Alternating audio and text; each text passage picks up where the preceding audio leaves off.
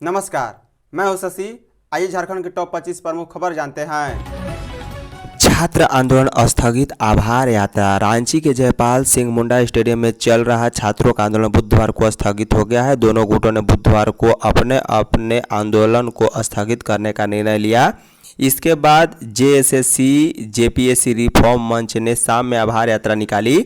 इससे पूर्व न्याय मंच ने सुबह ही अपने आंदोलन की समाप्ति की घोषणा कर दी थी। रिफॉर्म मंच में अनशन पर बैठे 3 छात्रों को पद्मश्री मधु मंसूरी और कोतवाली इंस्पेक्टर सनोज कुमार ने जूस पिलाकर और माला पहनाकर अनशन तुड़वाया है। रिफॉर्म मंच के रविंद्र पासवान ने कहा है कि हम छात्र अपनी मांगों को लेकर पिछले 26 दिनों से संघर्ष कर रहे थे। हमारे इस संघर्ष को देखते हुए मुख्यमंत्री ने कुल 22 परीक्षाओं को रद्द किया है। यह छात्रों की बहुत बड़ी जीत है। इसके लिए उन्होंने आंदोलन में सहभागी सभी छात्रों को बधाई भी दी। वहीं छात्र प्रतिनिधि पीयूष कुमार सिंह ने कहा है कि जिस दिन मुख्यमंत्री ने परीक्षाओं को रद्द करने की घोषणा की, उसी दिन मंत्री दीपिका पांडे सिंह और डॉक्टर इरफान सईद ने हमारे मंच पर आकर कहा था कि मुख्यमंत्री ने कई मांगों को माना है। 2 महीने का समय दे, जो भी गड़बड़ियां मिलेंगी उसे ठीक कर लिया जाएगा। उसी को देखते हुए छात्रों ने 2 महीने के लिए अपने आंदोलन को स्थगित किया है। निष्कर्ष नहीं निकला तो 2 महीने के बाद इससे भी बड़ा आंदोलन करने की चेतावनी दी है। झारखंड के 7 जिलों में हुई भारी बारिश, आज से राहत। झारखंड के ऊपर अति गहरे निम्न दबाव के कारण पिछले 24 घंटे के दौरान 7 जिलों में भारी बारिश हुई है। इन जिलों में 85 से लेकर 190 मिलीमीटर तक बारिश दर्ज की गई। मौसम विभाग के अनुसार राज्य के उत्तर पश्चिमी भाग में स्थित अति गहरा निम्न दबाव अब कमजोर होकर बिहार और यूपी में प्रवेश कर गया है।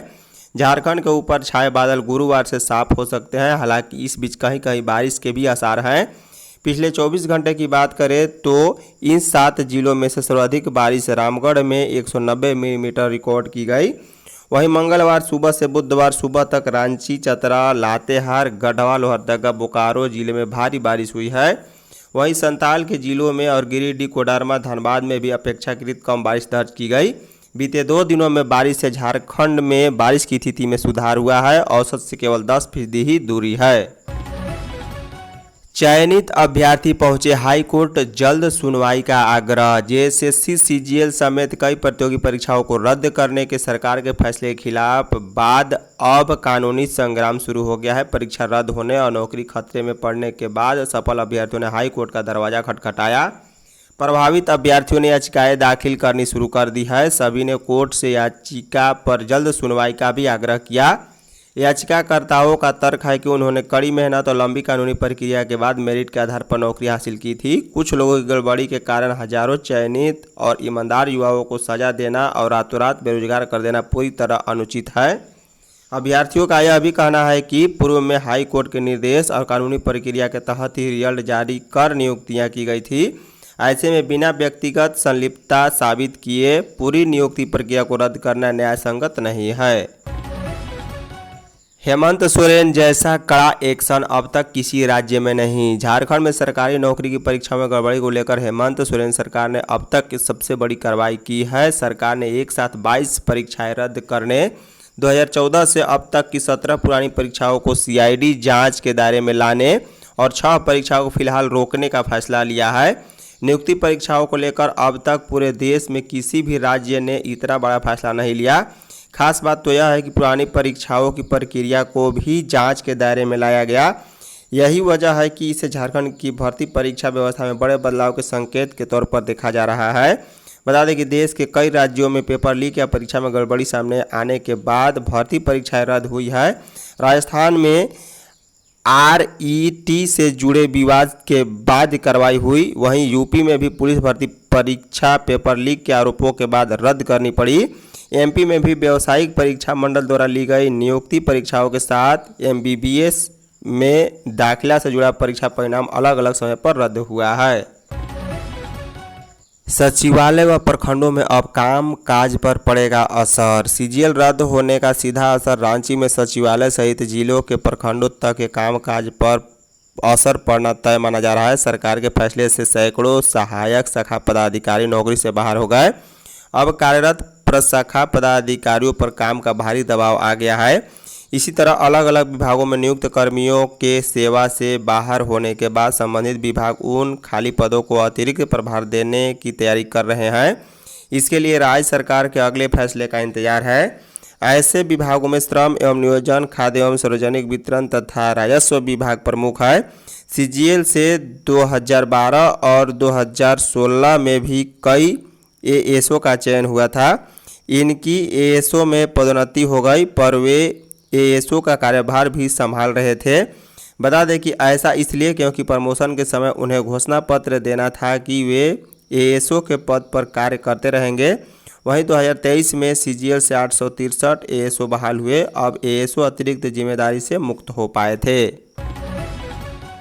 सीआईडी की भूमिका संदिग्ध, सीबीआई जांच हो बाबूलाल। नेता प्रतिपक्ष बाबूलाल मरांडी ने मुख्यमंत्री हेमंत सोरेन को पत्र लिखा है। इसमें जेएसएससी सीजीएल 11वीं से 13वीं जेपीएससी समेत सारी परीक्षाओं की जांच सीआईडी के बजाय सीबीआई से कराने की मांग की है। उन्होंने लिखा है कि सरकार द्वारा रद्द की गई सभी 22 परीक्षाओं एवं संदेह के घेरे में सभी 17 परीक्षाओं, परिणाम और नियुक्तियों की जांच सीबीआई से कराई जाए अथवा किसी अन्य स्वतंत्र केंद्रीय एजेंसी से कराई जाए। वहीं नेता प्रतिपक्ष ने साक्षात्कार बोर्ड में शामिल रहे सभी सदस्यों एवं अधिकारियों के बयान दर्ज कर उनकी भूमिका की निष्पक्ष जांच की मांग की है। सीजीएल जांच के दौरान अभ्यर्थियों से कथित अवैध वसूली और दोषियों को बचाने में शामिल सीआईडी पदाधिकारी की भूमिका की स्वतंत्र जांच कराने और संदेह के दायरे में आए अफसरों को जांच से हटाने व वास्तविक दोषियों को संरक्षण देने वाले अधिकारियों को चिन्हित कर उनके खिलाफ कठोर कार्रवाई करने की मांग भी बाबूलाल मरांडी ने की है। केंद्रीय खान मंत्री को सुदेश ने लिखा पत्र। आजसू पार्टी के केंद्रीय अध्यक्ष सुदेश कुमार महतो ने केंद्रीय कोयला व खान मंत्री जी किशन रेड्डी को पत्र लिखा है। खनन विधेयक से झारखंड में उत्पन्न होने वाली संभावित चुनौतियों की ओर उनका ध्यान दिलाया। महतो ने कहा कि झारखंड के हितों के विरुद्ध लिया गया कोई भी निर्णय राज्य की जनता को स्वीकार नहीं होगा। प्रस्तावित प्रावधानों के तहत मिनरल बेरिंग लैंड पर राज्य सरकार द्वारा स्वतंत्र रूप से टैक्स, सेस अथवा अन्य लेवी लगाने की व्यवस्था प्रभावित होती है, जिसका झारखंड जैसे खनिज संपदा से समृद्ध राज्य की वित्तीय स्थिति पर प्रतिकूल असर पड़ सकता है। उन्होंने केंद्रीय मंत्री से आग्रह किया है कि झारखंड सरकार को मिनरल बेरिंग लैंड पर सेस लगाने का अधिकार दिया जाए, लेकिन इसके उपयोग को स्पष्ट रूप से खनन प्रभावित क्षेत्र के विकास और जन कल्याण से जोड़ा जाए। खनन कानून पर झामुमो के उलगुलान का ऐलान। आज झारखंड के खनिज अधिकार और राज्य के हितों के सवाल पर झारखंड मुक्ति मोर्चा एक बार फिर बड़े आंदोलन की तैयारी में है। 20 अगस्त को रांची के हरमो स्थित सोहराई भवन में झामुमो केंद्रीय समिति की वास्तविक बैठक होगी। सुबह 10:30 बजे से होने वाली बैठक की अध्यक्षता पार्टी अध्यक्ष मुख्यमंत्री हेमंत सोरेन करेंगे और बैठक में एमएमडीआर, खान एवं खनन कानून के खिलाफ झारखंड के हक की खातिर फिर उलगुलान का निर्णय लिया जाएगा। पार्टी सभी जिला समितियों से इस मुद्दे पर प्रस्ताव लेकर आंदोलन की चरणबद्ध रूपरेखा तय करेगी। माना जा रहा है कि बैठक में जिला, प्रखंड और पंचायत स्तर तक आंदोलन को पहुंचाने की रणनीति बनेगी। धरना प्रदर्शन, जन जागरण और अन्य विरोध कार्यक्रमों के साथ जागरूक पड़ने पर, जरूरत पड़ने पर आर्थिक नाकेबंदी जैसे कदमों पर भी विचार होगा। झामुमो इस मुद्दे को राज्य के खनिज, वित्तीय अधिकार और जल जंगल जमीन से जोड़कर जनता के बीच ले जाने की तैयारी में है। आंदोलन को राज्यव्यापी स्वरूप देने की भी तैयारी है। रांची के नामकुम में नाबालिग से दुष्कर्म गिरफ्तार। रांची के नामकुम थाना क्षेत्र के एक गांव में बुंडू निवासी 15 वर्षीय नाबालिग लड़की से सोमवार की रात दुष्कर्म का मामला सामने आया है। पुलिस ने आरोपी गुरुदयाल मुंडा को गिरफ्तार कर जेल भेज दिया। पुलिस के अनुसार आरोपी ने करीब 1 वर्ष पहले भी पीड़िता से दुष्कर्म किया था। उस समय भी उसे जेल भेजा गया था। 10 दिन पहले वह जेल से बाहर आया और दोबारा पीड़िता से दुष्कर्म किया। जानकारी के अनुसार पीड़िता अपनी मां के साथ किराए के मकान में रहती है। मंगलवार को बरगावा निवासी गुरुदयाल मुंडा उसके घर आया। रात में वहीं रुक गया और देर रात करीब 12 बजे पीड़िता की मां दूसरे कमरे में सो रही थी। इसी दौरान आरोपी उसके कमरे में पहुंचा और उसके साथ दुष्कर्म किया है। आईआईटी जोधपुर से प्रशिक्षित होंगे झारखंड के छात्र। झारखंड के युवाओं को देश में तेजी से विकसित हो रहे सेमीकंडक्टर और इलेक्ट्रॉनिक्स क्षेत्र में जोड़ने की दिशा में राज्य सरकार ने महत्वपूर्ण पहल शुरू की है। योजना एवं विकास मंत्री राधाकृष्ण किशोर की अध्यक्षता में अधिकारियों के एक दल ने आईआईटी जोधपुर का दौरा किया। मंत्री ने कहा कि झारखंड सरकार आदिवासी युवक युवतियों में ज्ञान और तकनीकी दक्षता बढ़ाने के लिए इनोवेशन को बढ़ावा देने और सिलिकॉन माइंड्स तैयार करना चाहती है। आईआईटी जोधपुर के निदेशक अविनाश कुमार जायसवाल तथा साइंस टेक्नोलॉजी इंजीनियरिंग एवं गणित के विभागाध्यक्षों से हुई बैठक में प्रस्तावित कार्यक्रम की रूपरेखा पर विचार विमर्श किया गया। आईआईटी जोधपुर में झारखंड के प्रतिभाशाली युवाओं को सेमीकंडक्टर तकनीकी के क्षेत्र में प्रशिक्षित करने और उन्हें रोजगार व उद्यमिता के अवसरों से जोड़ने को लेकर रणनीति चर्चा हुई है। राजधानी से घने बादल छटे, छिटपुट बारिश के आसार। झारखंड के ऊपर अति गहरे निम्न दबाव के कारण पिछले 24 घंटे के दौरान 7 जिलों में भारी बारिश हुई है। इन जिलों में 85 से लेकर 190 मिलीमीटर तक बारिश दर्ज की गई। मौसम विभाग के अनुसार रांची सहित राज्य के उत्तर पश्चिमी भाग में स्थित अति गहरा निम्न दबाव अब कमजोर होकर बिहार और उत्तर प्रदेश में प्रवेश कर गया है। झारखंड के ऊपर छाए बादल गुरुवार से साफ हो सकते हैं, हालांकि इस बीच कहीं कहीं बारिश के भी आसार हैं। बता दें कि पिछले शुक्रवार को गोंदा डैम का जलस्तर 27.9 फीट तक पहुंच गया था। इसके कारण फाटक को खोल दिया गया था, लेकिन बुधवार को जलस्तर सामान्य होने पर फाटक को बंद कर दिया गया। वहीं हटिया डैम में भी करीब 37 फीट जलस्तर आंकी गई। वहीं गेतल सूत में जलस्तर 33.80 फीट जलस्तर आंकी गई है।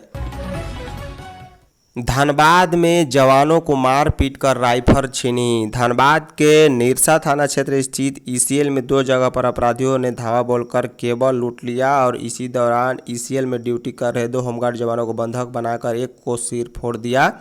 दोनों की राइफल एवं मोबाइल छीन ली। छीनी गई राइफल और मोबाइल बाद में झाड़ियों में फेंक दिया। ईसीएल के सिक्योरिटी गश्ती दल ने वहां से राइफल बरामद की है। वहीं ईसीएल मुगमा क्षेत्र की लक्खी माता कोयलियरी के आमडांगा वीटी पंप पर मंगलवार की देर रात 15 से 20 सशस्त्र अपराधियों ने धावा बोल दिया।